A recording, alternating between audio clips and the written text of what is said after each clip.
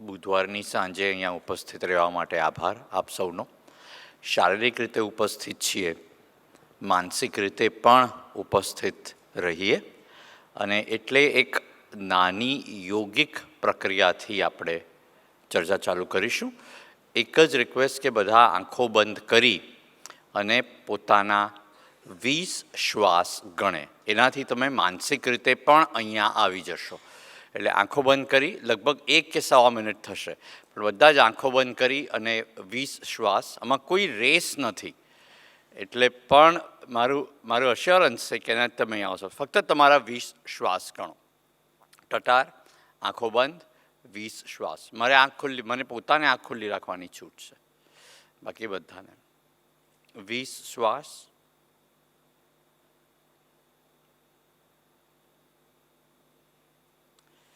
ક્યાંથી શ્વાસ અંદર જાય છે, ક્યાંથી બહાર આવે છે.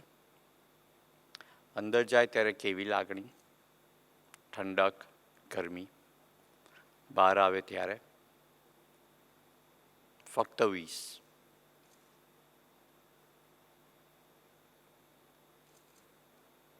કોઈ જ રેસ નથી. લગભગ 1 થી 1.25 મિનિટ જ થશે. વધારે વખત નહીં જાય, વધારે સમય નહીં જાય.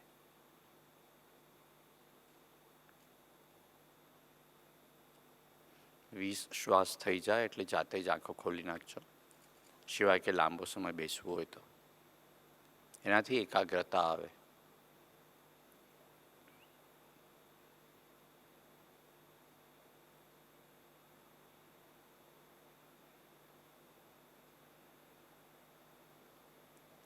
મન શાંત થાય. ફક્ત 20 શ્વાસ. 20 થઈ જાય એટલે જાતે જ આંખ ખોલી નાખજો.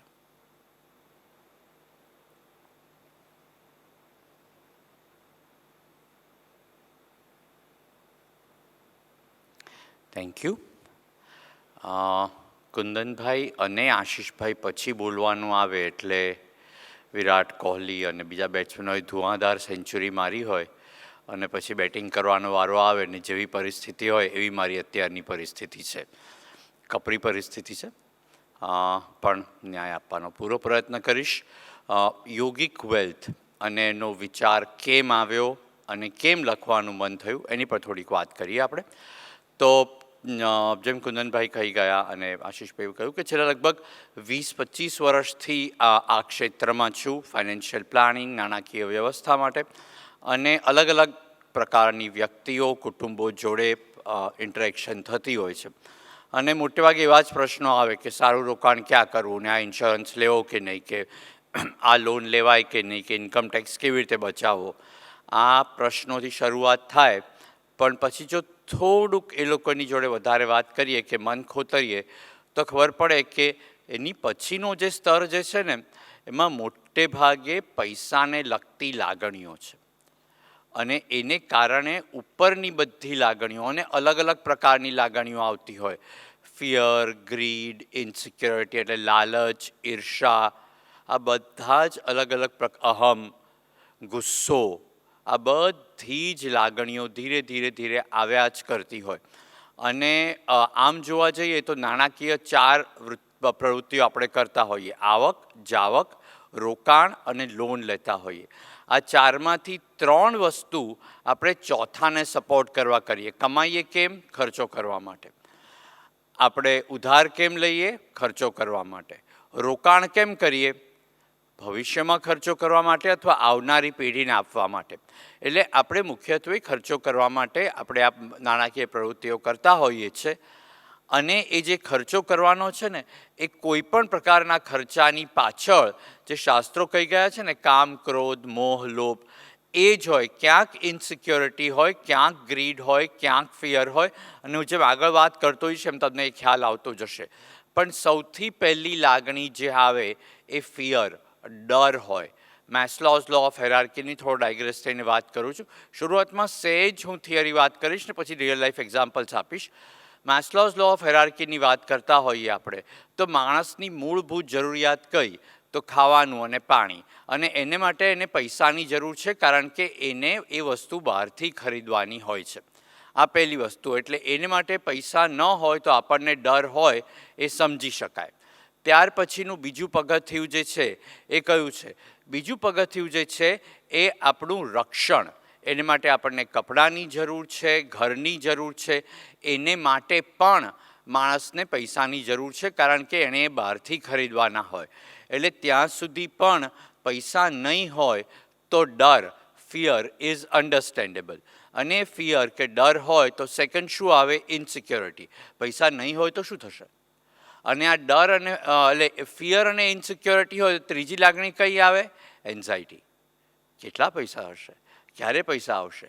પૈસા હશે કે નહીં? અને આ ત્રણ પગથિયા હોય, ફિયર, ઇનસિક્યોરિટી, એન્ઝાયટી. તો ચોથું કયું આવે? લાલચ. ક્યારે વધારે પૈસા આવે? ક્યારે પૈસા આવે જેથી હું શાંતિથી જીવી શકું? આ એક પછી એક લાગણીઓ આપણા મનમાં, ખાસ કરીને માણસના મનમાં આવતી જ રહેતી હોય છે. પણ સાચું કહું, મોટા ભાગના કિસ્સાઓમાં, ખાસ કરીને આપણા લોકોની જે આપણે અહીંયા લોકો બેઠા છે એ લોકોને પૈસાનો ડર પણ એ લોકો માટે યોગ્ય નથી. ઓડિયન્સમાં કેટલા લોકો એવા બેઠા છે જેમણે પોતાના જીવનમાં 7 રાત એવી કાઢી છે જ્યારે ખાવા માટે પૈસા નહોતા અને ભૂખ્યા સૂઈ જવું પડ્યું? છે કોઈ એવું? 7 રાત, 3 રાત એવું છે? અહીંયા ઘણા તો વયોવૃદ્ધ છે. તમારી આખી જિંદગીમાં તમે 3 રાત એવી કાઢી છે કે ખાવા માટે પૈસા હોતા ને ભૂખ્યા સૂઈ જવું પડ્યું? કોઈ નથી. કોઈ એવું છે કે જેણે જે અત્યારે કપડાં પહેર્યા છે એ સિવાય ઘરે એક પણ જોડી કપડાં નથી? એવું કોઈ છે? કપડાની વાત છોડો, બીજી વાત સાચી કરજો. જે પગરખા ફૂટવેર છે એ ઉપરાંત ઘરે ઓછામાં ઓછી બીજી 3 જોડી ફૂટવેર છે. 3થી ઓછી જોડી ફૂટવેરવાળા કેટલા છે? 3થી ઓછી જોડી છે. પગ તકલીફ છે? ચલાય છે ને? બહુ સરસ. અને આજે રાત્રે ફૂટપાથ પર કે રેલવે સ્ટેશન પર કોણ સૂવાનું છે? ઘર નથી એટલે. ખાવાની તકલીફ નથી, પહેરવાની તકલીફ નથી, પગરખા પૂરતા છે અને ફૂટપાથ પર સૂવાનો વારો નથી આવ્યો. અને જો કદાચ આવ્યો પણ હોય તો પણ જીવિત છો. તો પછી પૈસા માટે ડર કેમ? હું એમ નથી કહેતો કે શાસ્ત્રો ક્યાંય પણ એમ નથી કહેતા કે પૈસા ભેગા. શાસ્ત્રોએ તો એને લક્ષ્મીનું સ્થાન આપ્યું છે. અને લક્ષ્મીનું સ્થાન આપે નહીં. કેમ રાક્ષસનું સ્થાન નથી આપ્યું? રાક્ષસનું સ્થાન નથી આપ્યું, એને લક્ષ્મીનું સ્થાન આપ્યું છે. એટલે એને તો પવિત્ર ગણાવ્યા છે. ઇનફેક્ટ શાસ્ત્રોમાં તો એટલી હદ સુધી કહ્યું છે કે પવિત્ર સજ્જન લોકોએ લક્ષ્મી ભેગી કરવી જોઈએ અને સમાજ માટે વાપરવી જોઈએ. જો એનો ઉપયોગ સમાજ માટે નહીં વપરાય તો દુર્જનોએ પૈસા ભેગા કરશે અને સમાજને નષ્ટ કરવા માટે કરશે. કેટલો અદ્ભુત વિચાર છે. એટલે પૈસાની અગેન્સ્ટ તો ક્યાંય વાત છે જ નહીં, પણ પૈસાને કારણે જે લાગણીઓ આવે છે ને એની તકલીફ છે. મેં પહેલા અને બીજા તબક્કાની વાત કરી માસ્લોઝ લો ઓફ હાયરાર્કી પ્રમાણે. જો હું ત્રીજા તબક્કાની વાત કરું તો લવ એન્ડ બિલોંગિંગનેસ, પ્રેમ અને હૂંફ, એ પૈસાથી ખરીદી શકાય? બજારમાં મળે? એ વસ્તુ ન મળે. તો પણ કારણ કે આપણને પહેલી 2 વસ્તુઓ માટે પૈસાની જરૂર હતી એટલે આપણને લાગે કે ત્રીજી વસ્તુ પણ પૈસાથી આપણી એ જરૂરિયાત પૂરી થશે. ચોથું પગથિયું એટલે સેલ્ફ રિસ્પેક્ટ, આત્મસન્માન. એ પૈસાથી ખરીદી શકાય? એ પણ ન ખરીદી શકાય. પણ તો પણ આપણને એમ લાગે. અને પાંચમી છેલ્લું પગથિયું સેલ્ફ એક્ચ્યુઅલાઇઝેશન. એ પણ પૈસાથી ન ખરીદી શકાય. એટલે ત્રીજું, ચોથું ને પાંચમું પગથિયું પૈસાથી ન ખરીદી શકાય. પણ કારણ કે પહેલું અને બીજું પગથિયું આપણે પૈસાથી ખરીદ્યું એટલે આપણને એમ લાગે કે ત્રીજું, ચોથું ને પાંચમું પગથિયું પણ આપણે પૈસાથી ખરીદી શકીશું. અને પછી મનમાં એક પછી એક લાગણીઓ આવવા માંડે અને પછી મન ચકડોળે ચડે. આ મન છે ને એને વિવેકાનંદે એક વાંદરા સાથે સરખાવ્યું છે. કેવો વાંદરો ખબર છે? દારૂ પીધેલો વાંદરો. દારૂ પીધેલો વાંદરો એને વીંછી કરડે શું થાય? કેટલી કૂદાકૂદ કરે. અને એ દારૂ પીધેલા વાંદરાને જેને વીંછી કરડ્યો છે એની અંદર અહંકારનો રાક્ષસ ભરાય તો એ વાંદરાની પરિસ્થિતિ શું? એવું આપણું મન છે. એ મનને કંટ્રોલમાં રાખો. પૈસાની વાત આવે એટલે ઉપર નીચે બધા કે problem is in the mind. Problem is not in the mind, mind is the problem. Problem ત્યાં છે અને જ્યારે ત્રીજું ચોથું ને પાંચમું પગથિયું આપણે એમ લાગે કે આપણને એ ત્રીજું ચોથું ને પાંચમી પગથિયું આપણે પૈસાથી ચડી શકીશું, ત્યાર પછી અહંકાર, ઈર્ષા, ઇન્ફિરિયરિટી કોમ્પ્લેક્સ, આ બધું જ આવે, ગુસ્સો, ફ્રસ્ટ્રેશન, વેર ભાવના, આ બધી જ ભાવનાઓ જ્યારે આપણને એમ લાગે કે ત્રીજું ચોથું ને પાંચમું પગથિયું આપણે પૈસા દ્વારા પ્રાપ્ત કરી શકીશું. તકલીફ ત્યાં આવે છે. અને કેવા કેવા દાખલાઓ હોય. એક દાખલો આપું, મારા એક ક્લાયન્ટ હતા, ગુજરી ગયા, બહુ જ સિનિયર સુપ્રીમ કોર્ટના જજ હતા, નામ નહીં આપું નેચરલી. રિટાયર થયા પછી પણ એમની પ્રેક્ટિસ બહુ જ સારી હતી. ઇન્ટરનેશનલ કોર્ટ ઓફ આર્બિટ્રેશનમાં એ એક પેનલ પર હતા અને એને કારણે એમને સારી ફી મળતી, લગભગ 4-5 કરોડની સંપત્તિ હતી, નીતિમત્તાથી કમાયેલી. એમના છેલ્લા દિવસો હતા ત્યારે એક દિવસ એની દીકરીનો ફોન આવ્યો. મને કે ગૌરવ, ડૉક્ટરે કહ્યું છે પપ્પાને કે અઠવાડિયામાં એક ઇન્જેક્શન લેવું, એની કંઈ કિંમત 1500 કે 1600 રૂપિયા છે, પણ પપ્પા કહે છે મારે નથી લેવું, આટલું મોંઘું ઇન્જેક્શન લેવાતું હશે. કેટલી સંપત્તિ? 5 કરોડની. ડર, મારા પૈસા ખલાસ થઈ જશે તો શું થશે. ત્યાર પછી ઇનસિક્યોરિટી માટે તો એવા દાખલા અમારી સામે આવતા હોય. બીજો એક દાખલો વાત કરું, ઓગસ્ટ 2013નો દાખલો વાત કરું. ત્યારે એ ઓગસ્ટ 2013 એક એવો મહિનો હતો જ્યારે શેર બજારમાં વળતર નકાર હતા, વ્યાજના દર વધવા માંડ્યા, રૂપિયો ગગડતો હતો અને સોનાના ભાવ પણ ગગડ્યા. આ એક મહિનો એવો હતો જ્યારે પરિસ્થિતિ ઘણી વિપરીત હતી. હવે આ જે કુટુંબ જે છે, પતિ પત્ની અમારા ક્લાયન્ટ છે ને ઘણા વર્ષોથી અમારા ક્લાયન્ટ રહી ચૂક્યા છે. એ લોકો એ વખતે એમના દીકરાની ઉંમર 12 વર્ષની હતી અને એ 12 વર્ષના દીકરા માટે એ દીકરો જ્યારે 20 વર્ષનો થાય, એ ફોરેન ભણવા જવું હોય તો રેગ્યુલર ઇન્વેસ્ટમેન્ટ કરતા રહે, જેને આપણે SIP કહેતા હોઈએ છીએ. અને આ ઘણા વખતથી કરતા હતા અને સારી એવી સંપત્તિ ભેગી કરેલી. મને ફોન આવ્યો, દુબઈમાં રહે છે. મને કે ગૌરવ, આટલી બધી વિપરીત પરિસ્થિતિ છે, તને લાગે છે મારું દિવાળીનું ઓસ્ટ્રેલિયાનું વેકેશન હું કેન્સલ કરું? મેં કહું ભાઈ મારા, તારો દીકરો 12 વર્ષનો છે, તને 8 વર્ષ પછી પૈસાની જરૂર છે, પણ કેટલી બધી એન્ઝાયટી, હવે શું થશે? અને આ બધા જ નીજક રિએક્શન્સ હોય છે, બહુ જ નીજક રિએક્શન આવે. આ બધી લાગણીઓ આવ્યા જ કરે. અહંકાર, મેં અહંકારની વાત કરી, ઇનસિક્યોરિટીની, ઇન્ફિરિયરિટી કોમ્પ્લેક્સ, આજે આશીષભાઈએ વાત કરી ને કસ્તુરભાઈ લાલભાઈને, એવું જ છે કે હું આ કપડાં પહેરીને પાર્ટીમાં જઈશ તો લોકો મારે માટે શું વિચારશે. આપણે જ્યારે એમ કહીએ કે શાદી તો બરાબર વાલો મેં હોની ચાહીએ, એનો અર્થ શું? બરાબર વાલા એટલે શું? મારા કુટુંબમાં 4 જણા ને તારા કુટુંબમાં 4 જણા, કે મારા કુટુંબના બધાનું વજન ટોટલ 120 કિલો થાય, તમારા લોકોનું 120 કિલો? આ બરાબર વાલાની વ્યાખ્યા શું? બરાબર વાલાની વ્યાખ્યા એવી કે મને જેવા એ લોકો પૈસાદાર લાગ્યા અથવા એ લોકો જે રીતે જીવે છે એવું બીજું કુટુંબ છે કે નહીં. આમાં કોઈ ઇન્કમટેક્સ કે બેલેન્સ શીટ તો ટેલી કરવા જતું જ નથી. એટલે આપણે જે મનમાં વિચાર્યું એના પરથી ને બરાબર વાળા. પછી આપણે જ્યારે કોન્શિયસ માઇન્ડને પૂછે ને કે આવું વિચારવું જોઈએ, તો કે ના, આ કોન્શિયસ માઇન્ડ પ્રોબ્લેમ કરતું જ નથી. એ તો બહુ ડાયા જવાબો આપે છે. પ્રોબ્લેમ સબકોન્શિયસ માઇન્ડ કરે છે. અને પછી આસ્તે રહીને શું એ ખબર છે ગૌરવ, આમાં થાય શું ખબર? તારી વાત 100% સાચી, આમાં બરાબરવાળા જોવું ના જોઈએ, પૈસા ના જોવા જોઈએ. પણ છે ને, જો બંને છોકરો અને છોકરી એક સરખું બેકગ્રાઉન્ડ ના હોય, આ બેકગ્રાઉન્ડ એટલે શું? પછી એ જવાબ બહુ ના આપે. પણ કે એક સરખું બેકગ્રાઉન્ડ ના હોય ને તો પછી મેચ ન થાય, એટલે ઇનડાયરેક્ટલી કહે છે કે હા પૈસા માપવા જોઈએ. આ પરિસ્થિતિ છે. અને પછી કોઈને આપણે બિગ શોટ કહીએ એટલે શું? સાઇઝમાં બિગ, ઉંમરમાં બિગ, ભણતરમાં બિગ, મોટો દાનેશ્વરી છે.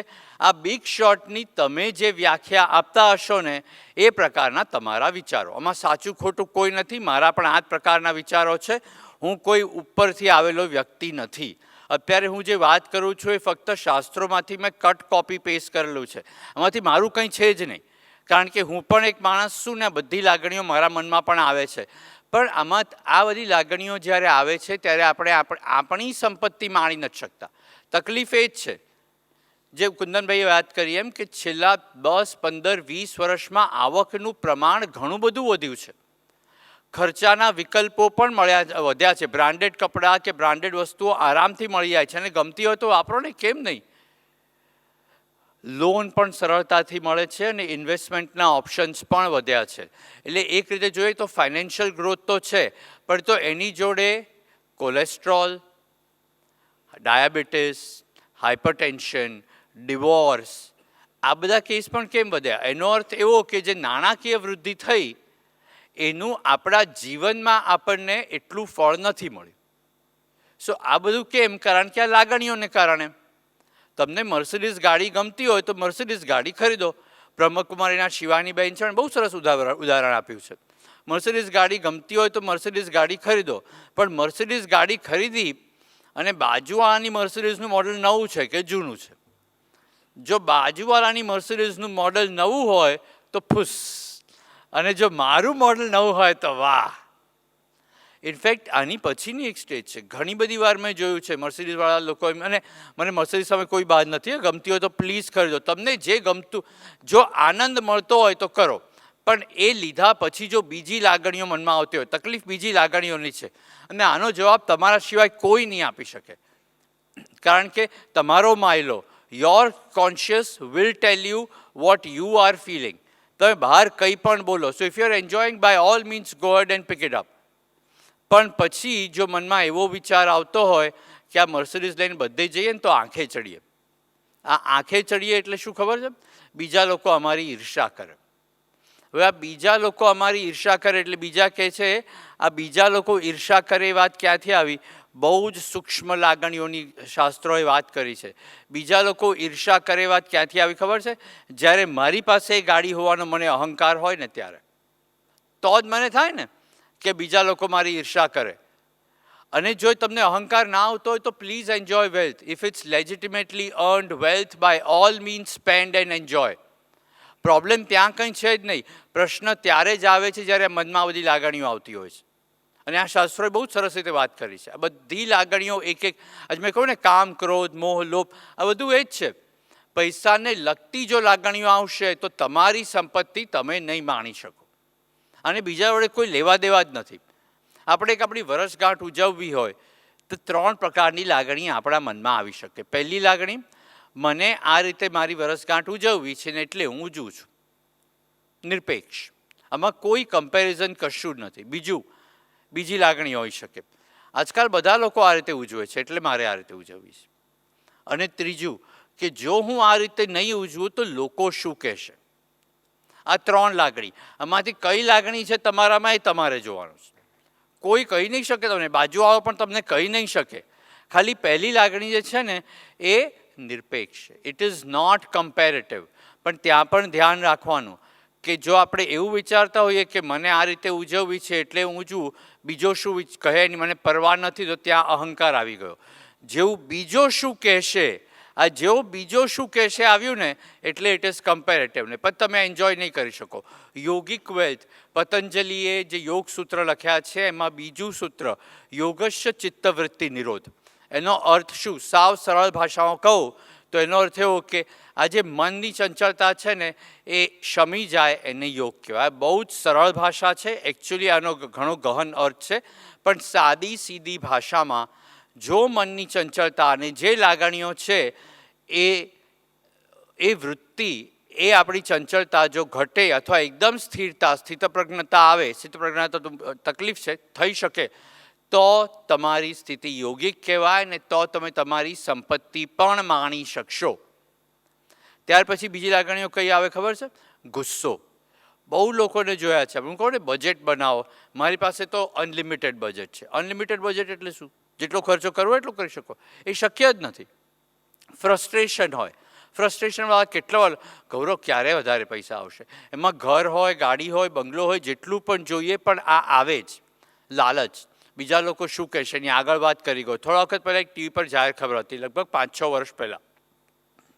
એક છોકરો હતો અને આ લગભગ ફેબ્રુઆરી-માર્ચ મહિનામાં જાહેર ખબર ટીવી પર આવતી હતી.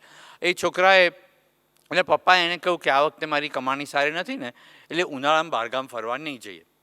એટલે પેલો છોકરો કે સારું, સ્કૂલ ખુલશે ત્યારે હું પણ મારા મિત્રોને કહીશ કે અમે લોકો ખોટી કોઈ જગ્યાનું નામ આપી દઈશ અને ત્યાં જઈ આવ્યા તેમ કરીને. એટલે પિતા તરત ઊભા થઈ બેંકમાં જાય છે, લોન લઈને ફરવા જાય છે. આપણે શું સંસ્કારો આપીએ છીએ? પેલો તમાચો મારીને ગાલ લાલ રાખો, એ થયું ને. પૈસા ના હોય તો ઉધાર લઈને પણ આ પરિસ્થિતિ તકલીફદાયક છે. અને બીજું મને આ પણ જોવામાં આવે છે ને, મોટાભાગના કિસ્સામાં છે ને મા બાપ પણ જવાબદાર હોય છે. મા બાપ પોતે ઇવન ગ્રાન્ડ પેરેન્ટ્સ ઘણા મોટા છે એટલે લોકોને કહું છું કે એ લોકો પણ ઈગો ખરીદવા ટ્રાય કરતા હોય છે. એટલે શું ખબર છે, મેં મારી જિંદગીમાં તકલીફદાયક સમય જોયો છે એટલે મારા બાળકને આ રીતે નહીં ઉછેરવા દઉં. એટલે હું સોનું છું, તપીને ઘડાયો અને એમાંથી મારું ઘરેણું બન્યું, પણ હવે મારા બાળકને તપવા નહીં દો. કોઈ ડૉક્ટર હોય, MBBS હોય, એના બાળકને ડૉક્ટર થવું હોય તો MBBS પછી એડમિશન લે કે નર્સરી ચાલુ કરવું પડે? એને પણ નર્સરી ચાલુ તો કરવું જ પડે ને, છેક સુધી તપાવવું તો પડે જ ને. મને ઘણી બધી વાર ગ્રાન્ડ પેરેન્ટ્સ જોવા મળે, બાળકોને મોંઘી ગિફ્ટ આપે, પછી આવે બાળક રમે, ઇમ્પોર્ટન્સ મળે અને પછી જતું રહે. એટલે કે જ્યારે ગિફ્ટ જોઈએ ને ત્યારે મારી પાસે આવે છે, પણ એ કર્યું કોણે? એના મનમાં એ લાગણી કોણે આપી? કારણ કે તમને ઇમ્પોર્ટન્સ હોય છે. એકચ્યુઅલી એ ડાયરેક્શનમાં વધારે આગળ નહીં જવું, પણ આપણને હકીકત છે, આ સ્વીકારવા જેવી છે. આ બધી લાગણીઓ આવે અને આ બધી લાગણીઓ આવે એટલે આપણે શું વિચારીએ ખબર છે? I want financial freedom. Financial freedom માટે પછી આપણને પૈસા જોઈએ. હકીકત એ છે કે ફાઇનાન્શિયલ ફ્રીડમ પૈસાથી નહીં આવે. જ્યારે આ વિચારોમાંથી મુક્તિ મળશે ત્યારે ફાઇનાન્શિયલ ફ્રીડમ આવશે. Financial freedom will never come with money. Financial freedom will come when you are free of these thoughts. But the problem is these thoughts create problem in our mind. Mind is a problem. અને એટલે આપણે શું કરીએ ખબર છે? આપણી growth કઈ રીતે થઈ તો ગયા વર્ષ કરતાં આ વર્ષે મારો પગાર કેટલો વધ્યો, ગયા વર્ષ કરતાં આ વર્ષે મારો નફો કેટલો વધ્યો. પ્લીઝ જુઓ, એમાં કશું જ ખોટું નથી, પણ એ પણ જુઓ કે ગયા વર્ષ કરતાં આ વર્ષે મેં દવાઓ કેટલી ઓછી લીધી, ગયા વર્ષ કરતાં આ વર્ષે હું ડૉક્ટર પાસે કેટલું ઓછું ગયો, ગયા વર્ષ કરતાં આ વર્ષે મને મારી મનગમતી પ્રવૃત્તિ કરવા માટે કેટલો સમય મળ્યો, ગયા વર્ષ કરતાં આ વર્ષે મારા કુટુંબને મિત્રો જોડે મેં કેટલો વધારે. આ આપણી બરાબર ઉન્નતિ નથી. સંપૂર્ણ ઉન્નતિ ક્યારે થાય? જ્યારે આપણે આપણી મન એકચ્યુઅલી એને કારણે આપણે આપણું આખું શેડ્યુલ બદલી નાખીએ છીએ. વર્ક લાઈફ બેલેન્સ સાંભળ્યો છે કોન્સેપ્ટ? વર્ક લાઈફ બેલેન્સ બધાએ, એટલે કે બધું જ કરો. પણ આજનો જમાનો શું કહે છે ખબર છે? We work like donkeys, enjoy like monkeys. એટલે ટૂંકમાં જાનવર આખરે. એ ન થઈ શકે. નાનપણમાં ખુશ કેમ હતા ખબર છે? કારણ કે આપણી પાસે પીરિયડ્સ હતા. શેના પીરિયડ? રમતગમતનો પીરિયડ, સંગીતનો પીરિયડ, ક્રાફ્ટનો પીરિયડ, ભણવા માટે જ્યોગ્રાફી, હિસ્ટ્રી, આ બધા પીરિયડ ફિક્સ્ડ હતા.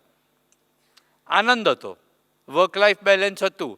પછી તકલીફ શું થઈ ખબર છે? એક દિવસ આપણે મોટા થઈ ગયા. હવે જ્યારે મોટા થયા ત્યારે આ બધું ઊંધું ચત્તું કરી નાખ્યું આપણે. કારણ કે ત્યાર પછી પેલો ટન ટન ટન ટન બેલ કોઈ વગાડતું નહોતું. પછી આપણે આપણી જાતે, શાસ્ત્રોમાં બહુ સરસ વાત કરી છે, 8 કલાક દિવસના ઊંઘ અને આરામ, 8 કલાક મનગમતી પ્રવૃત્તિ અને કુટુંબ જોડે સમય, અને 8 કલાક કાર્ય કરવું.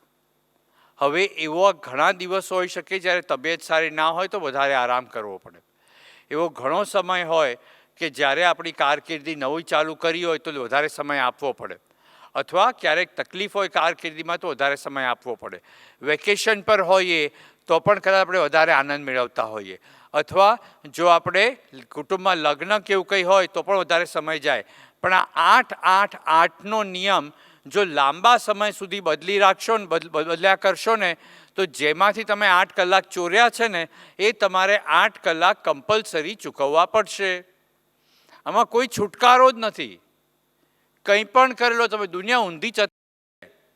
જો બહુ કલાક પીપલ, પેલું હમણાં મેં બહુ સરસ વાંચેલું કે people spoil their health to get wealth and then use that wealth to get back health. એ જે આશીષભાઈ વાત કરી, પેલા શાંતિ સૂતા હતા, પછી આખું ચક્ર કરીને મારે આરામ જ કરવાનો છે. પેલા માંદા પડ્યા પછી સુવાનું છે, પહેલાં જ ભાઈ આરામ કર ને તું, હું કરવા ખાલી ખોટો થાય છે. પણ આ પરિસ્થિતિ છે. અને આ વર્ક લાઈફ બેલેન્સ બદલી કરી નાખીએ પછી શું થાય છે ખબર છે? Then we go on to become bonded labourers. We are not earning money. આજના કેટલા બધા કોર્પોરેટ લાઈફમાં રેટ રેસ કહેતા હોય છે, ખબર છે? It's a rat race. આ રેટ રેસનો અર્થ શું ખબર છે? Even if you win you are a rat. એટલે આખરે તો એનું એ જ થયું ને. કેવા કેવા દાખલાઓ અમારી સામે આવે છે રેટ રેસના. એકચ્યુઅલી એક ભાઈ આવેલા લગભગ 35-40 વર્ષના, very very senior level executive in one of the leading foreign banks. હવે ક્લાયન્ટ મને કહે કે ગૌરવ, ગ્રોથ સારી છે, પગાર સારો મળે છે, પ્રલોભનો સરસ મળે છે, પણ સાચું કહું કુટુંબ માટે સમય નથી. કે મારા સગા ભાઈએ નવું ઘર લીધું અને ત્યાં પૂજામાં જવા માટે મને સમય ના મળ્યો. મારી દીકરી જોડે મને રમવાનો સમય નથી મળતો. મેં કહ્યું નોકરી છોડી કેમ નથી દેતા? પૂરતા પૈસા તો છે. એને આઘાત લાગ્યો. મને કે આ નોકરી કેવી રીતે છોડી દઉં? પછી મને આ ડેઝિગ્નેશન કેવી રીતે મળશે, આ બેનિફિટ્સ કેવી રીતે મળશે? તો મેં કહું તારી નોકરી છે કે યુ આર અ બોન્ડેડ લેબરર? નહીં. બીજા એક ક્લાયન્ટ છે, ખૂબ ભણેલા ગણેલા છે, એમની દીકરી પીએચડી છે, પીએચડી ઇન માઇક્રોબાયોલોજી, અને કોઈ કંઈક ફાર્મા કંપનીમાં રિસર્ચ ડિપાર્ટમેન્ટ બહુ જ સિનિયર લેવલ પર કામ કરે છે. એણે મને એકવાર કહેલું, મને કે હું જે ડિપાર્ટમેન્ટમાં કામ કરું છું દવાની શોધખોળ કરીએ છીએ ને, બહુ જ સરસ દવા છે અને આથી રોગ મટી જાય, પણ જો એ દર્દી લાંબા સમય સુધી જો એ દવા લીધા કરશે તો ક્યારેક એની હૃદય પર, હાર્ટ પર આડઅસર થશે. તો મેં કહ્યું તું જોબ કેમ નથી છોડી દેતી? તો કે તો મને આવી જોબ નહીં મળે. મેં કહ્યું then you are a bonded labourer. ત્રીજો એક દાખલો, ઘણા બધા દાખલા આપીશ કારણ કે રિયલ લાઈફમાં દાખલા અમારી સામે આવતા જ હોય છે. ઘણા બધા દાખલા આપીશ. પતિ પત્ની ફોરેન બેંકમાં કામ કરે, લગ્ન કર્યા, એટલે લગ્ન પહેલાં જોડે કામ કરતા રહ્યા, પછી લગ્ન થયા એ લોકોના, અને લોન લઈ અને ઘર લીધું, લોન લઈને ઇન્ટિરિયર્સ, અને ત્યાર પછી સરસ ગાડી ખરીદી, સરસ જીવન ચાલતું હતું. દિલ્હીમાં રહેતા હતા અને પછી પતિની ટ્રાન્સફર હૈદરાબાદ થઈ કારણ કે wife was in compliance legal, એટલે દિલ્હી, અને પેલા બેક ઓફિસ એટલે હૈદરાબાદ. હવે છેલ્લા 1.5 વર્ષથી છૂટા રહેતા હતા. સારો પગાર, સારી જોબ. પરિસ્થિતિ એવી હતી કે જ્યાં સુધી બંનેને બીજી કોઈક બેંક એમની આ બધી લોન લઈ લે અને એક જ શહેરમાં નોકરી આપે ત્યાં સુધી એ લોકો આવી રીતે જ રહેવાનું. Stuck, bonded labourer. આની સામે અમારે ઘરે એક નોકર છે. એ નોકર ગણપતિમાં મારી પત્નીને આવીને કહે કે ગણપતિ રજા છે, હું જવાનો છું. પતી ગયું. પછી પૂછાય નહીં કે હું જાઉં ના જાઉં, કશું જ નહીં. હવે મને કહો કે પેલા 3 કે આ બોન્ડેડ લેબરર કોણ છે? પરિસ્થિતિ આ છે. પેલા પાસે તો વર્ક લાઈફ બેલેન્સ છે જ. સાચું કહો, અવિનાશ વ્યાસનું એક મેં ગીત સાંભળેલું, એ કોઈ કયા પિક્ચરનું તો ખબર નહીં, 1949માં.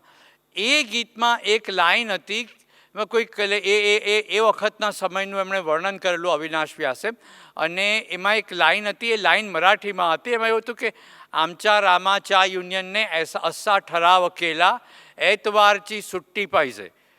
એટલે 1949માં પણ રામાના યુનિયન હતા અને એ લોકો નક્કી કરતા હતા, એ લોકોએ ઠરાવી દીધું એટલે પતી ગયું. પછી પતિનું જે પતી જવાનું હોય પતે, પણ નોકરને તો રજા મળવાની જ છે. આ પરિસ્થિતિ છે વર્ક લાઈફ. હમણાં એક બહુ જ સરસ જાહેર ખબર મેં જોઈ, એટલી સરસ જાહેર ખબર હતી, પેપરમાં જાહેર ખબર હતી, વાર્ષિક 50 લાખ રૂપિયાની આવક ગેરંટી નિશ્ચિત, એની જોડે ડાયાબિટીસ, સ્ટ્રેસ, હાઇપરટેન્શન ફ્રી. પ્રતિસ્પર્ધીએ બીજી એક જાહેર ખબર આપી, વાર્ષિક 75 લાખ રૂપિયાની આવક નિશ્ચિત ગેરંટીડ, એની જોડે ડાયાબિટીસ, સ્ટ્રેસ, હાઇપરટેન્શન અને ડિવોર્સ કાઉન્સેલિંગ ફ્રી આપવામાં આવશે. ઉપર યમરાજ હતા. યમરાજને ચિંતા થઈ ગઈ કે આ પૃથ્વીવાળા લોકો મારું કામ કરે છે, એટલે એમણે તો બ્રેકિંગ ન્યૂઝ આપી દીધા સાહેબ. યમરાજે બ્રેકિંગ ન્યૂઝ આપ્યા, વાર્ષિક ₹1 કરોડ આવક ગેરંટીડ, એની જોડે diabetes, stress, hypertension, divorce counselling અને પૃથ્વી પરથી ફ્રી પિકઅપ સર્વિસ આપવામાં આવશે. આ પરિસ્થિતિ છે. આમાં સંપત્તિ માણવાની વાત ક્યાં આવી? શાસ્ત્રો કહે છે સંપત્તિને માણો, એવી રીતે માણો કે સાપેક્ષ ના હોય. It's not comparative, it's not relative. It's absolute joy. Yogic joy is absolute joy. પણ થાય છે શું ખબર છે? આપણે લોકો શું કરીએ છીએ? લિસ્ટ બનાવે, બીજા પાસે શું છે ને મારી પાસે શું નથી. ઊંધું લિસ્ટ બનાવો, મારી પાસે શું છે, બીજા પાસે શું છે કે નહીં એનું લિસ્ટ નહીં બનાવો તો સારું. અને બીજાને લિસ્ટ બનાવવું હોય કે તમારી પાસે શું છે, એની પાસે શું નથી, એનો પ્રશ્ન છે. એને કોઈ યોગિક વેલ્થ વાંચે. પણ હકીકત આ છે, આપણી પાસે શું છે, કેટલું છે. અહીંયા બધા લોકોએ કહ્યું કે એક પણ રાત એવી નથી કે જ્યારે ભૂખ્યા સુવાનો વારો આવેલો. ફૂટપાથ પર નથી સૂતા, પહેરવા માટે પૂરતા કપડાં છે. અને કદાચ એવા દિવસો ગયા પણ હોય ને અહીંયા હાથ ઉપર ન કર્યો હોય તો પણ આજની તારીખમાં જીવિત તો છો ને, 2 પગે ચાલે ને અહીંયા પહોંચી તો શક્યા ને. તો એટલું તો ભગવાને આપ્યું છે. અને ત્યાર પછી માણો સંપત્તિને, પણ આ પરિસ્થિતિ હશે તમે કેવી રીતે માણી શકશો? પછી તો ટેન્શન રહેવાનું જ છે, એન્ઝાયટી રહેવાની જ છે, સ્ટ્રેસ રહેવાની જ છે. અને ત્યારે આપણને એમ થાય કે આપણે શાસ્ત્રો તરફ નજર દોડાવીએ કે આવું કેમ. અને શાસ્ત્રોએ એટલી અદ્ભુત વાત કરી છે, આપણને એમ થાય કે સહસ્ત્રાબ્દીઓ પહેલાં આપણા ઋષિમુનિઓ સંપત્તિ માટે, લક્ષ્મી માટે આટલી સરસ વાત કરી શકે. એ ઓરિજિનલ ઇકોનોમિક્સ. આજનું ઇકોનોમિક્સ ફક્ત પૈસા કઈ રીતે કમાવા અને કદાચ કઈ રીતે લોન લેવી અને થોડું ઘણું શીખવાડ વાપરવા. શાસ્ત્રોએ 4 સંપત્તિની વાત કરી છે: શારીરિક, માનસિક, સામાજિક ને આર્થિક. Physical wealth, social wealth. Physical wealth એટલે આપણી હેલ્થ, તંદુરસ્તી. સોશિયલ વેલ્થ, રિલેશનશિપ, પતિ પત્નીના સંબંધો, કુટુંબ જોડે સંબંધો, સમાજ જોડે સંબંધો. ઇમોશનલ એટલે કે માનસિક સંપત્તિ. અને ચોથી આર્થિક સંપત્તિ. શારીરિક, સામાજિક, માનસિક અને આર્થિક. આ 4માંથી કોઈ પણ એક સંપત્તિનો બાકીની 3 સંપત્તિ જોડે જો સમન્વય નહીં હોય ને તો એક પણ સંપત્તિ નહીં માણી શકો. વિચાર કરી જુઓ, 5 કરોડ 10 કરોડનો પોર્ટફોલિયો છે અને હાઇપર એસિડિટી છે, એટલો સમય તમે સંપત્તિ માણી શકશો? 5 કરોડનો પોર્ટફોલિયો છે ને સખત માથું દુખે છે, તો જ્યાં સુધી માથું દુખતું હશે ત્યાં સુધી તમે 5 કરોડની સંપત્તિ નહીં માણી શકો. સહેજ પણ તંદુરસ્તી નહીં હોય તમે સંપત્તિ નહીં માણી શકો. એટલે ફક્ત તમારી સંપત્તિ માણવા માટે પણ પહેલાં શારીરિક સુસજ્જતા, તો જ પછી આગળ વધી શકાશે. તમારા પતિ પત્નીના ઝઘડા ચાલતા હોય, ડિવોર્સ, તો ગમે એટલો મોટો પોર્ટફોલિયો હોય, માણી શકશો તમે? ભાઈ ભાંડુઓ જોડે બાપીકી સંપત્તિ માટે કોર્ટ કચેરીના ચક્કર ચાલતા હોય, માણી શકશો સંપત્તિ? ખલીલ ધનતેજવીનો એક બહુ જ સરસ શેર છે કે એક તરફ નોળિયો, બીજી તરફ ભુજંગ છે, બંને વચ્ચે સગા ભાઈ જેવું ઝેર છે. બહુ જ સરસ લખ્યું છે કે 2 સગા ભાઈની જેમ લડે. હવે સંપત્તિ કેવી રીતે માણવાના હતા? અને એ જ રીતે જો મારી દીકરીને કે મારા દીકરાને 6 મહિના પછી હાયર એજ્યુકેશન માટે અમેરિકા મોકલવી છે મારે, અને એની ફી ચૂકવવાના પૈસા નથી, તો ગમે એટલી તંદુરસ્તી હોય તોય મને તકલીફ થવાની છે. એટલે આમાં આર્થિક સંપત્તિની સામેની વાત નથી, શારીરિક સંપત્તિ સામેની પણ વાત નથી. આ 4 સંપત્તિનો સમન્વય થવો જોઈએ એની વાત કરી છે. અને એને માટે પણ એ લોકોએ બહુ જ સરસ વ્યાખ્યા આપી છે. અને એ છે, આપણે બધા જ બાળપણમાં ભણી ગયા છીએ, બ્રહ્મચર્યાશ્રમ, ગૃહસ્થાશ્રમ, વાનપ્રસ્થાશ્રમ, સંન્યાસાશ્રમ. ખ્યાલ છે? સ્કૂલમાં ક્યારેક ભણેલા આપણે? સારું હતું, એ સ્કૂલમાં સારું ભણવા મળતું નહીં આપણને. પછી મોટા થઈ ગયા આપણે, તકલીફ ત્યાં જ છે સાહેબ. બ્રહ્મચર્યાશ્રમ એટલે જ્ઞાન એકઠું કરવું, પણ માણવું નહીં. માણવાની વાત ત્યાં નથી કરી, ફક્ત જ્ઞાન ભેગું કરવાની વાત છે, જ્ઞાન પ્રાપ્તિની વાત છે. કેમ? કારણ કે ત્યારે શારીરિક તંદુરસ્તી બહુ હોય પણ માનસિક પરિપક્વતા ના હોય. We are physically strong but we are mentally not matured, and hence just gather knowledge. ગૃહસ્થાશ્રમ આવે ત્યારે શારીરિક સુસજ્જતા પણ હોય અને માનસિક પરિપક્વતા પણ હોય. એટલે એ જે તમે જ્ઞાન ભેગું કર્યું એને માણો. અને પછી વાનપ્રસ્થાશ્રમ. વાનપ્રસ્થાશ્રમમાં પહોંચીએ તો માનસિક પરિપક્વતા હોય પણ શારીરિક સજ્જતા ધીરે ધીરે ઓછી થતી ગઈ હોય, અને એટલે તમે ધીરે ધીરે છોડતા જાઓ. બહુ જ સરસ ડેફિનેશન છે. આવી બહુ ઓછી જગ્યાએ આપણને જોવા મળે, આપણને બહુ સરળતાથી મળી છે એટલે આની કિંમત નથી. સ્કૂલમાં પેલી શોર્ટ નોટ્સ લખી નાખી, માર્ક્સ આવી ગયા, પતી ગયું. તકલીફ ત્યાં છે. હવે મોટો સરસ ચાર્ટ બનાવી દીધો, પતી ગયું. પછી અત્યારે શું કરીએ છીએ? બ્રહ્મચર્યાશ્રમના સમયમાં આપણે ગૃહસ્થાશ્રમના ઘણા બધા materialism we start enjoying when we are in the first phase. એટલે ઇવન પેરેન્ટ્સ આર રિસ્પોન્સિબલ. એવા ગેજેટ છોકરાઓને એવી લાઈફસ્ટાઈલ આપે કે પછી એ બાળકે એ જ કારકિર્દી લેવી પડે જ્યાંથી એને એ લાઈફસ્ટાઈલ સપોર્ટ કરવા માટે પૈસા મળે. એને ગમતી કારકિર્દી કરવાની જરૂર નથી. A child is going to pick up a career where he will be able to fulfil that lifestyle. આ પ્રોબ્લેમ ત્યાં આવે છે જ્યારે આપણે લાઈફસ્ટાઈલને લાઈફની આગળ મૂકીએ છીએ. જે દિવસે લાઈફસ્ટાઈલને લાઈફની આગળ મૂકશો ત્યારે પ્રોબ્લેમ આવશે.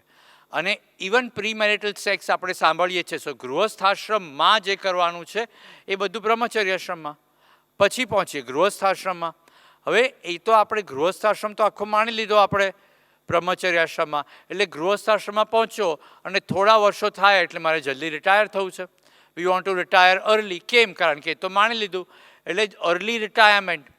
હવે આ અર્લી રિટાયરમેન્ટ થાય પછી પહેલી બે પરિસ્થિતિઓ કે પહેલી બે સ્ટેજ બરાબર માણી નહોતી.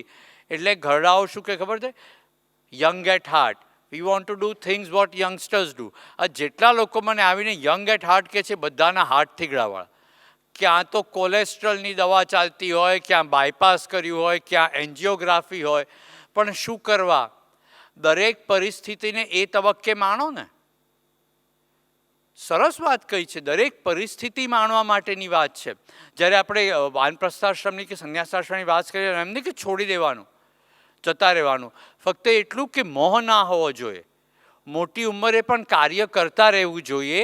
અને તમને જે સમાજ પાસેથી તમારી જિંદગીના પહેલાં 25, 50, 60, 70 વર્ષ સુધી મળ્યું એ તમારી જવાબદારી છે કે તમે આગલી પેઢીને આપતા જાઓ. એવી રીતે લઈને બેસી ન જવાય. પણ એટલે એને તો કર્મયોગ કયો છે ને, કે કોઈ પણ જાતના મોહ વગર કર્મ કરતા રહો, એને કર્મયોગ કયો છે. તો એ તમે કરતા રહો ને. કાર્ય કોઈ નિવૃત્તિ થયેલે ઘરે બેસીને ભગવા કપડાં કે સફેદ કપડાં પહેરીને એવી કોઈ વાત નથી. પણ સમજો તો ખરા કે શેને માટે ને શું વાત કરી છે ને કઈ રીતે વાત કરી છે. લક્ષ્મી. લક્ષ્મીની વાત આવે, કેટલી સરસ વાત છે કે પૈસા કઈ રીતે વાપરવા, પૈસા કઈ રીતે બધી બચત કરવી, કઈ રીતે સમાજ જોડે વહેંચવા અને કઈ રીતે કમાવા. આ આખી વ્યાખ્યા બહુ જ સરસ આપી છે.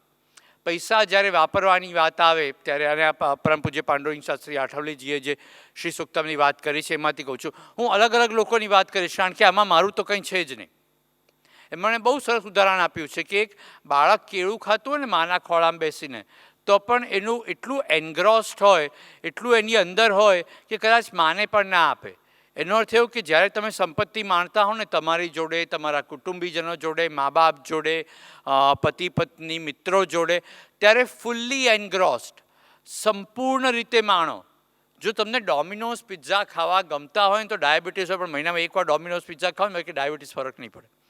પણ ડોમિનોઝ પિઝા ખાતી વખતે એક જણ વોટ્સએપ પર હોય, એક SMS પર હોય, એક ફોન પર હોય અને એક ટીવી પર હોય તો ડોમિનોઝ પિઝા તમે નહીં માણી શકો. પણ ડાયાબિટીસ હશે કે નહીં તો પણ થશે તમને. આ રીતે પૈસો માણવાની વાત છે. ત્યાર પછી આવે છે કે પૈસો સમાજ જોડે વહેંચવો કઈ રીતે. એક યુવાનની જેમ બેફિકર થઈને. કસ્તુરભાઈ લાલભાઈની વાત કરી, આશીષભાઈએ કેટલી સંસ્થાઓ બનાવી છે એમણે. આ બોમ્બે સ્ટોક એક્સચેન્જ, કેટલા લોકોના લોહી રેડાયા આની અંદર, કેટલી મહેનત, કાળી મજૂરી. ત્યારે એ લોકોએ કાલનો વિચાર કરેલો, એ લોકોએ સમાજ માટે કરતા જ ગયા. શેખર સેન, બહુ જ સરસ પ્રોગ્રામ્સ હોય છે એમના, વિવેકાનંદ પર, તુલસીદાસ પર, કબીર ઉપર.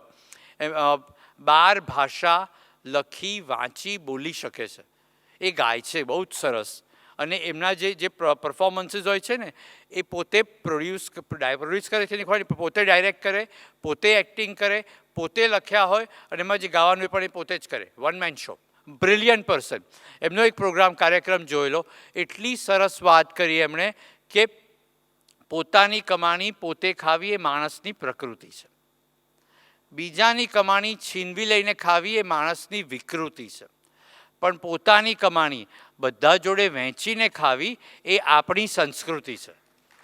એટલી સરસ વ્યાખ્યા છે. આપણે થાય કે આટલું સરસ આપણા ઋષિમુનિઓ આટલું સહજતાથી કહી રહ્યા છે અને આપણે શું કરીએ છીએ. અને પછી લાઈફ પ્લાનિંગ ને વર્ક લાઈફ બેલેન્સ ને બધા કોન્સેપ્ટ કોઈ સરસ પેકેજિંગ કરીને આપે તો સરસ, ચલો એ આપણે કરવાનું. આપણી પાસે રેડીમેડ પડ્યું છે, તૈયાર પડ્યું છે, એટલું સરળતાથી ઉપલબ્ધ છે ને કે આપણને એની કિંમત નથી. પૈસા કમાવા કઈ રીતે એની પણ વ્યાખ્યા આપી છે. Earn ethically, not necessarily always legally, અને એના તફાવતની વાત કરી છે. બહુ જ સરસ. હું લગભગ 5-7 મિનિટ લઈને પછી પૂરું કરીશ, વધારે નહીં ખેંચું હું. બહુ જ સરસ રીતે એમણે વાત કરી છે. એથિકલી અને લીગલનો તફાવત વાત કરી છે એમણે. એટલે કોઈક એક જુગારખાનું હોય, કસીનો હોય ને, એનો ઓનર, એ જુગારખાનું કે casino business food B legal in sum countries અને ઇવન ઇન્ડિયા સર્ટન પાર્ટ્સ, કદાચ ગોવા કે કશે, પણ એના માલિકને કોઈ દિવસ મનની શાંતિ નહીં મળે. કસાઈ જે હોય, that profession food B legal, પણ એ વ્યક્તિ રોજ જ એટલું લોહી માંસ જુએ છે કે મનની શાંતિ નહીં હોય. પ્રોસ્ટિટ્યુશન, વેશ્યાવૃત્તિ ઘણા દેશોમાં લીગલ છે, પણ આ બધું એથિકલ નથી. અને એટલે જે વ્યક્તિઓ આમાં હોય ને એને મનની શાંતિ નહીં મળે. સો પૈસા કમાવા એથિકલી, મેન્યુપ્યુલેટ કરીને નહીં. કોઈ શિક્ષક હોય અને વિદ્યાર્થીને એમ કે બહુ ટ્યુશન નહીં લે નપાસ કરીશ. ડૉક્ટરને ખબર છે કે દવાથી કામ ચાલશે તો પણ સર્જરી કરે. હમણાં એક ગુજરાતમાં બહુ જ સરસ સારો કિસ્સો કહેવાય, દુઃખદ કિસ્સો આવેલો મારી સામે. કયો કિસ્સો હતો, શું વાત હતી? તો કે ટૂર ઓપરેટર્સ હોય અને શું કરે ખબર છે? એ લોકો કોઈ કુટુંબને બહારગામ ફોરેન ફરવા જવું હોય ઉનાળાની રજાઓ વખતે, તો એને બધી મદદ કરે. ટિકિટ લાવી આપે, એ લોકોની હોટેલ બુકિંગ કરી આપે, ફોરેન કરન્સી, આ બધું કરે. અને પછી પાસપોર્ટ, વિઝા બધા વ્યવસ્થા કરી આપે, પણ પાસપોર્ટ છેલ્લી ઘડી સુધી આપે જ નહીં. જવાના દિવસ સુધી પાસપોર્ટ આપે જ નહીં. થોડા કલાકો બાકી હોય, કુટુંબ વ્યાકુળ થઈ જાય. પછી કે એની પાસે પાસપોર્ટ આવીને પડ્યા હોય, પછી જઈને શું કે ખબર છે? જો સાહેબ, આમાં છે ને વિઝા પેલા જે છે ને કોન્સ્યુલેટમાં લોઅર લેવલ મારી ઓળખાણ છે, મને ખબર છે વિઝા થઈ ગયો છે, પણ એને થોડા પૈસા આપવા પડશે. એક પાસપોર્ટ 1500 રૂપિયા આપો, 4 જણા છો ને 6000 રૂપિયા. 6000 રૂપિયા પોતાના ખિસ્સામાં મૂકીને અડધો કલાકમાં એ કે પાસપોર્ટ તમારે ઘરે ડિલિવર કરીશ. આ રીતે કમાયેલી સંપત્તિ તમને શાંતિ નહીં આપે. લક્ષ્મી સામે બારણેથી આવી જોઈએ. આ પાંડુરંગ શાસ્ત્રી આઠે શ્રી સૂક્તમમાં આ વાત છે. કર ચૂકવેલી, ટેક્સ ભરેલી. મારી પાસે જેટલા લોકો સલાહ માંગવા આવે ને કે હું ટેક્સ કેવી રીતે બચાવું, મેં કોઈ લીગલ વેઝ છે એટલા, પણ એ પછીના તો કે હજી બચાવવા છે. હવે હજી બચાવવાળા લોકો કોણે ખબર છે? જેની એટલી આવક છે કે જેનું રોટી કપડાં મકાનની જરૂરિયાત પૂરી થઈ ગઈ છે. એટલે એને આ કરચોરી કેમ કરવી છે ખબર છે? કારણ કે એને એની મટીરિયલિસ્ટિક લાઈફ સેટિસ્ફાય કરવા માટે જોઈએ. હું કહું કે બહુ સરળ ઉપાય છે, મારા પ્યુન જોડે સિચ્યુએશન બદલી નાખ. મારા પ્યુનને કોઈ ટેક્સ લાગુ પડતો જ નથી. પણ એ નથી કરવું, મારે તો ટેક્સ ચોરી કરવી છે. શું કામ? એ લક્ષ્મી પાછલી બારણેથી આવે લક્ષ્મી તમને. અને પછી આપણે શું કહીએ છીએ ખબર છે? આપણે કહીએ લક્ષ્મી ચંચળ છે. સાચી વાત કહું, લક્ષ્મી ચંચળ છે કે આપણે ચંચળ છીએ? તો લક્ષ્મીને શું કામ ગાળો આપો છો? બિચારા લક્ષ્મીજીનો શું વાંકે? તમારે ત્યાં આવ્યા પેલા શાયદા સાહેબનો એક બહુ જ સરસ શેર છે, મને બહુ ગમે છે કે મને એ જોઈ હસવું વારંવાર આવે છે. પ્રભુ તારા બનાવેલા આજે તને બનાવે છે. એટલી સરસ વાત કરી છે. અને જ્યારે બચતની વાત આવે ત્યારે પરિપક્વતા. સો કઈ રીતે પૈસા કમાવા, કઈ રીતે ખર્ચવા, કઈ રીતે સમાજ જોડે વહેંચવા અને કઈ રીતે બચત કરવી, એની વ્યાખ્યા પણ શાસ્ત્રોમાં આપી છે. Don't succumb to anybody. પૈસા કમાતી વખતે દીવાર પિક્ચરનું એક સીન યાદ આવે છે. યાદ છે? પેલા ઇફ્તિખાર રહેમાન હોર્સ રેસમાં જતા હોય છે અને ત્યાં નાનો અમિતાભ બૂટ પોલિશને પેલા પૈસા ફેંકે છે કે સાહેબ ઉઠાવે, ફેંકે હુએ પૈસે મેં નહીં લેતા. એ જ વાત છે ને, એ કોઈના ફેંક્યા હુआ પૈસા પર તમને શાંતિ નહીં મળે. અને દીવાર પિક્ચરની શું કામ વાત કરીએ આપણે? વાલિયાની વાત નથી ખબર? વાલ્મીકીની એ જ તો વાત છે ને કે તું ચોરી કરે છે. આપણે નારદ મુનિએ કહ્યું કે તું આપણે આવું બધું કરે છે, ડાકુ આપણે ચોરી અને ડકેતી ને બધું, તારા કુટુંબને પૂછી આવ કે એ લોકો આમાં જવાબદાર ખરા? કુટુંબે ના પાડી કે તારી ખોટી પ્રવૃત્તિમાં તો ખોટી રીતે શું કામ પૈસા કમાઈએ છીએ? કારણ કે આપણી ભૌતિકવાદ અને ભૌતિકવાદની સામે છે નહીં. મેં કહ્યું માણો, પ્લીઝ માણો. મર્સિડીઝ ગાડી ગમતી હોય, ડોમિનોઝ પિઝા ગમતા હોય, ફોરેન વેકેશન ગમતા હોય તો પ્લીઝ લો. અને સામે કોઈ તકલીફ જ નથી.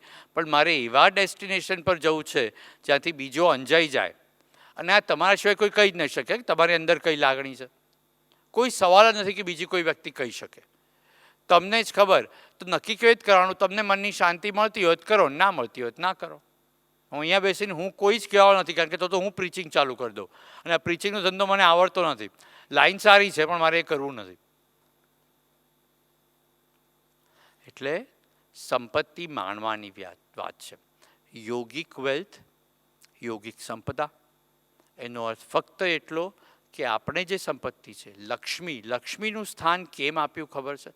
આ ખરેખર વિચારવા જેવી વાત છે કે આને લક્ષ્મીનું કેમ શિવ કે વિષ્ણુનું સ્થાન ના આપ્યું ને લક્ષ્મીનું સ્થાન આપ્યું? વિચારો. લક્ષ્મી માતાનું સ્વરૂપ છે.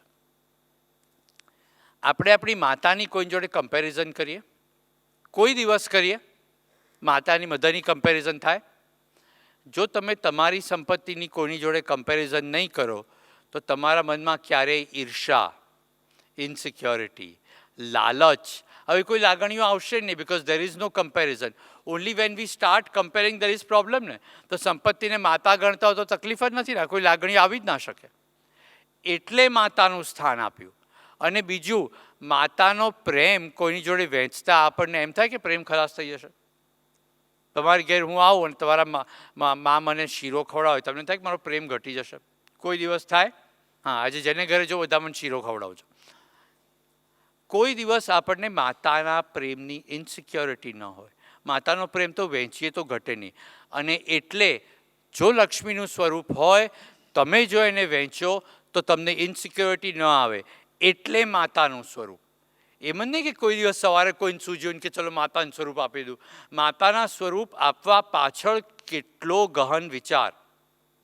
એને લક્ષ્મીનું સ્થાન આપ્યું એટલે માટે, માતાનું સ્થાન આપ્યું એટલે માટે કે જેથી કરીને આપણે એની પૂજા આરાધના કરીએ. પૂજા આરાધના ટન ટન ટન ઘંટડી નહીં વગાડવાની.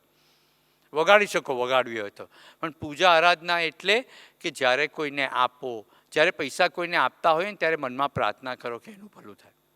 હું પેલા ટેક્સીમાંથી ઉતરું ને, ₹2 આપે ને તો મને અકળામણ આવતી હતી. પછી અમે ક્યાંક વાંચ્યું ને, હવે શું કરું છું, ₹2 આપે ને ટેક્સીવાળાને કહું કે આ પૈસા મંદિરમાં નાખી દેજો કે મસ્જિદમાં. મને 2-3 વાર એવો અનુભવ થયા ટેક્સીવાળા કે સાહેબ આટલી જવાબદારી મને ના આપો, પૈસા તમે લઈ જાઓ. અને એકચ્યુઅલી વાત તો 1 કે 2 રૂપિયાની જ હોય છે ને. અહીંયા બહાર મુશળધાર વરસાદ પડતો હોય અને મારે અહીંયાથી ચર્ચગેટ સ્ટેશન જવું હોય, મેં બિઝનેસ સૂટ પહેર્યો, હાથમાં લેપટોપ, મશીન છે અને મારે ચર્ચગેટ સ્ટેશન પહોંચવું છે, મુશળધાર વરસાદ પડે છે અને મને ટેક્સી મળી ગઈ અને ટેક્સીવાળાએ મને ચર્ચગેટ સ્ટેશન ઉતાર્યો. બરાબર, લેપટોપ, મશીન ના બગડ્યું, ભીનો ન થયો, એની કિંમત ₹22. હકીકતમાં કોઈ એની કિંમત ₹22 હોય કે અમૂલ્ય છે અથવા ઘણું મૂલ્ય છે, તો ટેક્સીવાળાને કહો તો ₹22 ચૂકવવાના જ છે કે ભાઈ તારે કારણે હું મારી જગ્યાએ શાંતિથી પહોંચી ગયો. એને શાંતિ મળશે કે નહીં? તમને શાંતિ મળશે.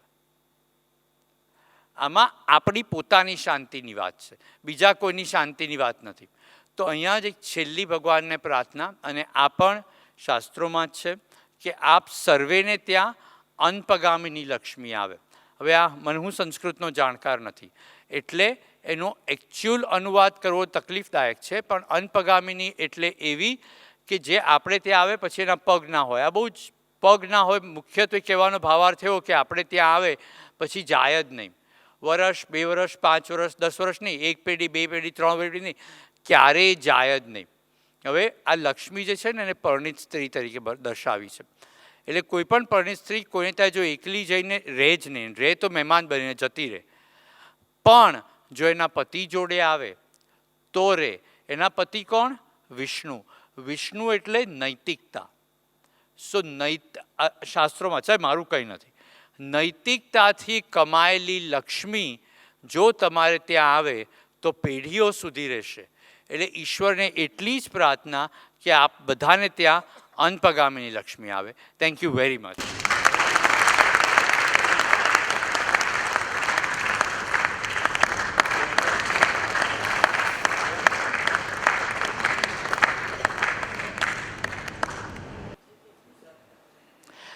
સાહેબ મારા વિચારો શું કરશો? શાસ્ત્રોમાં લખ્યું છે એનો જ માનો ને. પેલા અકબર અને બિરબલની વાત હતી, ખબર છે કે જંગલમાં ગયા અને પછી ખાવાનું નહોતું એટલે અકબર કે ખાવાનું પુરુષાર્થથી મળે અને બિરબલ કે પ્રારબ્ધથી મળે. એટલે પેલા અકબર કે આને તો કે ખબર નથી, હું જ જઈને શોધી આવું. એટલે જંગલમાં જઈને કંઈ ફળ બળ લઈ આવ્યા અને બિરબલને આપ્યું ને કે જો પુરુષાર્થ કર્યો એટલે મળ્યું. બિરબલ કે મને તો પ્રારબ્ધથી મળ્યું. એટલે બીજા કોઈ પ્રશ્ન? હાજી.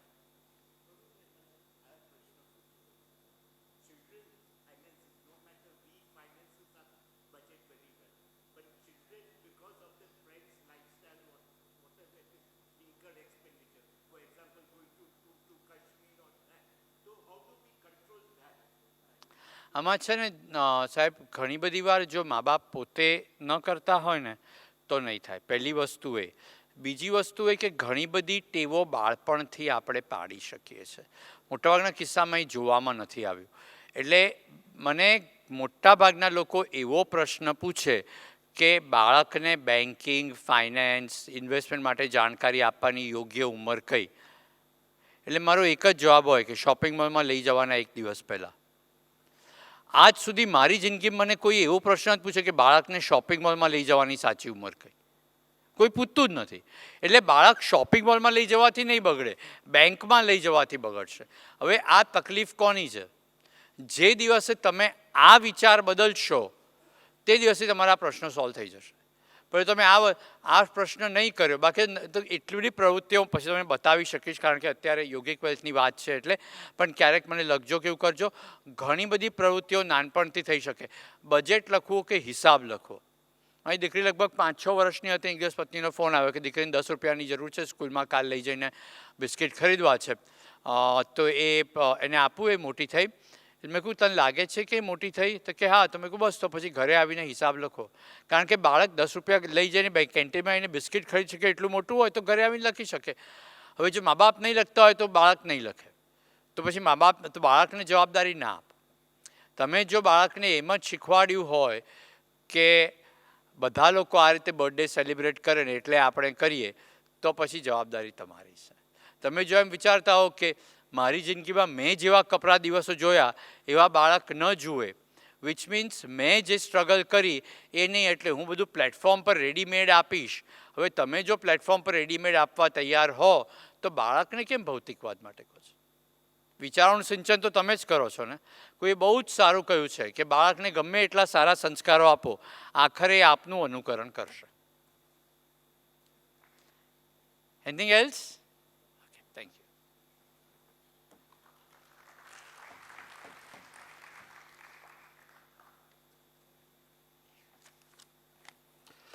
લક્ષ્મીજીના માણસે ઘણા નામ આપ્યા છે. પૈસા, નાણાં, ધન, સંપત્તિ, વૈભવ. આ બધા માપદંડ કોણે? માનવીએ પોતે બનાવ્યા છે, પોતાના સુખનું માપ કાઢવાના. અને આપણામાં એક કહેવત છે, પહેલું સુખ તે જાતે ન રહ્યા, બીજું સુખ તે ઘેર દીકરા, ત્રીજું સુખ તે કોઠીએ જાર, અને ચોથું સુખ તે સુલક્ષણી નાર. ઉર્મિબેન અમારે હમણાં છેલ્લે ઘડે કથા સુલક્ષણી નાર. હવે કોઈ કે સુખની વ્યાખ્યા આ પણ આપી છે કે ધનવાનની વ્યાખ્યા. પંકજ ઉધાસે એક કાતિલ સિવાય અને મુમતાઝ રસીદની એક ગઝલમાં ધનવાની વાત કહી છે. ચાંદી તેરા રંગ, ચાંદી જૈસા રંગ તેરા, સોને જૈસે બાલ, એક તું હી ધનવાન ગોરી, બાકી સબ કંગાલ. હવે સુખની વ્યાખ્યાને દરેકની ફૂટપટ્ટી જુદી હોય છતાં એ તમને કેવી રીતે માપો? તેનું વાણી અને વર્તન એ ચાળી ખાઈ જાય છે કે તેની લક્ષ્મી કઈ રીતે આવી છે, એનું ધન કેવું છે, તામસી છે, રાજસી છે કે સાત્વિક. હવે આપણે ઘણા હોટલમાં એવા લોકોને જોયા હશે કે જે વેઇટરને બોલાવે ઇધર આવો. હવે એ શું દેખાડે છે કે એનું ધન કઈ રીતે આવ્યું છે. તો બીજા કોઈ પણ એક બોલાવે કે ભાઈ મારો ઓર્ડર લેનો, હું ઘણા વખતથી બેઠો છું, હવે મારો ઓર્ડર લઈ લો તમે. એ બહુ સાહજિક ભાષા છે. કોઈ વેઇટર તુકારે બોલાવે. અને આપણે એક એવું પણ જોયું છે કે ઘણા વારસો લેવા માટે સગા ભાઈઓ સામે કે કોર્ટે જાય અથવા તો મા બાપને કાઢી મૂકે ઘરમાંથી. એટલે આ બધું આપણે ઘણું જોતા હોઈએ છીએ અને એની કોઈને નવાઈ નથી. પણ અને જેની પર લક્ષ્મીજીની કૃપા છે તેઓ રાજસી છે, તેઓ ધનવાન તો છે, પણ સાથે ભણતર, સંસ્કાર, નમ્રતા અને વિવેકના ગુણો છે. અને એવું ધન કમાય છે પણ પોતાના માટે પોતે વાપરે પણ છે અને પોતાના મિત્રો સગા સંબંધીઓને પણ એનો આનંદ આપે છે અને સમાજ માટે પણ ખર્ચે છે. અને તેમનું કારણ કે એમનું ધન સાત્વિક માર્ગે આવ્યું છે. હવે અહીં તામસી, રાજસી અને સાત્વિક ધનની વાત એટલા માટે કરી કે પહેલાં 2 પ્રકારની સંપત્તિવાળા લોકો આપણે ઘણા જોયા છે. ત્રીજા પ્રકારની સંપત્તિવાળા લોકો બહુ ઓછા જોવા મળે છે. આવા ત્રીજા પ્રકારમાં ફિટ થતી એક વ્યક્તિનો પરિચય મને અને કુંદનભાઈને થોડા દિવસો પહેલાં થયો. આ વ્યક્તિ છે આશીષભાઈ. આશીષભાઈને હું અને કુંદનભાઈ થોડા દિવસ પહેલાં મળ્યા. આ કાર્યક્રમ વિશે બીએસસીનો સહયોગ માગવાનો અમારો આશય હતો. આશીષભાઈ આ સહયોગ માટે બીએસસીના દ્વાર ખોલી આપ્યા. અને આ વાત તો ટૂંકામાં પતી ગઈ. પછી અમે વાત ઓછું ભણેલાઓ, જેને સુસા પૈસા ચાર કહે છે, એને ગુજરાતીઓ એ રીતે ગુજરાતીઓ ઉતારી પાડે છે, તેના ઉપર અમે આવ્યા. આશીષભાઈ એટલે પાક્કા ગુજરાતીમાં ભણેલા એટલે વિચારે. પણ આજે તો ઘણા એવું કહે છે કે હું વિચારું છું પણ ઇંગ્લિશમાં. પણ એનાથી વિપરીત આશીષભાઈ તો પાક્કા ગુજરાતી, એમની આપણે વાતો સાંભળીને આપણે ઘણીવાર પ્રભાવિત થઈ જઈએ. તેમને ગુજરાતી ફિલ્મોથી લઈને ગુજરાતી ભણતર અભ્યાસ વિશે બધી ઘણી વાતો, કારકિર્દી, કે ગુજરાતી તમે ભણ્યા હોય એટલે તમારી કારકિર્દી સારી જ બને, અને અંગ્રેજીમાં ભણ્યા હો તો તમારી કારકિર્દી સારી જ બને એવું કંઈ નક્કી નથી. અને આ વાતચીત દરમિયાન આશીષભાઈની વ્યક્તિત્વમાં એમનો વ્યક્તિત્વનો, કારકિર્દીનો, અનુભવનો કે મેળવેલી સિદ્ધિઓનો આડંબર બિલકુલ નહીં. અને આડંબર હોય તો બતાવે ને, કારણ કે આ આશીષભાઈનો આ વૈભવ હતો. અને આવા આશીષભાઈએ આજના કાર્યક્રમ માટે બીએસસીને એક્સચેન્જ પાર્ટનર માટે સંમતિ આપી, તે માટે તેમનો આભાર માનું છું. અને બીએસસીનો સંપૂર્ણ સહયોગ જન્મભૂમિ જૂથ માટે અજરાજર કરી દીધો, તે માટે અહીં આભારની લાગણી વ્યક્ત કરું છું. પછી આશીષભાઈના બીએસસીમાં જેમ લોકો પૈસા કમાવા માટે આવે છે, તેમાં ધન કમાયા પછી સાચવીને અને સાચવવું અને સાચવીને વાપરવું કઈ રીતે તે મહત્ત્વનું છે. આ માટે તમારે તો પહેલાં કમાયેલા ધનને ઓળખવું પડે. ધનનો સંબંધ તિજોરી સાથે જોડવા ઉપરાંત તન, મન અને આત્માની સાથે જોડવો પડે. આપ કરોડપતિ હો અને રાતે ઊંઘ આવે નહીં અથવા ખાખરા ખાવા પડે તો તમે સુખી, કે રાતે પડ્યા નીંદર આવી જતી મહેનત કે સુખી? ધનની સાથે મનની શાંતિ હોય નહીં અને ઉદ્વેગ હોય તો આવું મન શું કામનું? અહીં એક વાત કરીશ કે થોડા વર્ષો પહેલાં હું એક ફિલ્મ નિર્માણ સાથે સંકળાયેલો હતો. ત્યારે જુહુના એક બંગલામાં શૂટિંગ હતું. રાતના 12 વાગ્યા સુધી શૂટિંગની શિફ્ટ પૂરી થઈ જાય. પછી થોડું ઘણું કામ બાકી હોય તો આપણે મેનેજરને વિનંતી કરીને અડધી શિફ્ટ લંબાવી, એટલે લગભગ રાતના 3 વાગ્યા સુધીની. તો રાતના 3 વાગે એ બંગલાના માલિક જે શેઠ હતા એમનો ફોન આવ્યો એમના મેનેજર પર કે આ લોકો ગયા, કંઈ પેકઅપ કર્યું કે નહીં. એટલે મેનેજરે કહ્યું કે હા, એ લોકોએ કરી નાખ્યું, પણ એમને મેનેજરની વાત પર પણ ભરોસો નહીં, એટલે એમણે ચોકીદાર પાછી ક્રોસ ચેક કરાવ્યું. એટલે 2-3 દિવસ પછી આવ્યા. પછી મેં કીધું કે તમને રાતના 3 વાગ્યા સુધી ઊંઘ નથી આવતી? તો કે એવું છે ને કે પૈસા કમાવા માટે તમારે પૈસાની પાછળ પડવું પડે. તમારે નસીબથી કે મહેનતથી આવે છે એટલું પૂરતું નહીં, તમારે પૈસાની પાછળ પડવું પડે, ત્યારે તમારે પૈસો આવે છે. એટલે આ પણ એક પ્રકારનો પૈસો છે અને લોકો આ માટે તૈયાર હોય છે. હવે આવું ધન શું કામનું, એ એમને કામનું લાગતું હશે, પણ આપણે એમની વાત છે.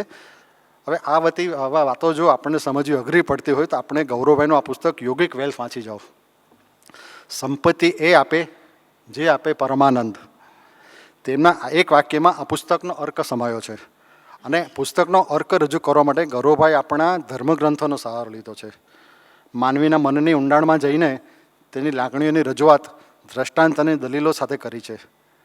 ગૌરવભાઈનો જન્મભૂમિ જૂથ વતી હું આભાર માનું એટલો ઓછો, કારણ કે હવે આવા બહુ ઓછા પુસ્તકો લખાય છે.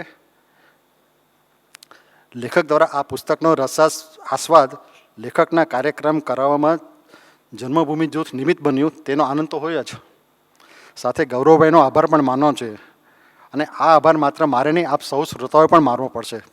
પૂછો કેમ? કારણ કે આ પુસ્તક ખરીદવામાં આપની સંપત્તિનું થોડું વાવેતર કરશો તો તે ઉગી નીકળશે. તે વાંચ્યા પછી ધન અને સંપત્તિ વિશેની આપની સમજ અને દૃષ્ટિકોણ બદલાઈ જશે, એ વાત પાકી. આ વાંચીને આપ ગૌરવભાઈનો આવો સુંદર પુસ્તક લખવા માટે આભાર માનશો એટલું જ નહીં, પણ આવા વધુ પુસ્તકોની માગણી પણ કરશો. અને આપ સૌ મિત્રો શ્રોતાઓનો આભાર માનવાનું કેમ ભૂલાય? આ અમૂલ્ય સમય કાઢીને હાજર રહ્યા એ માટે આપનો હૃદયપૂર્વકનો આભાર અને નમસ્તે.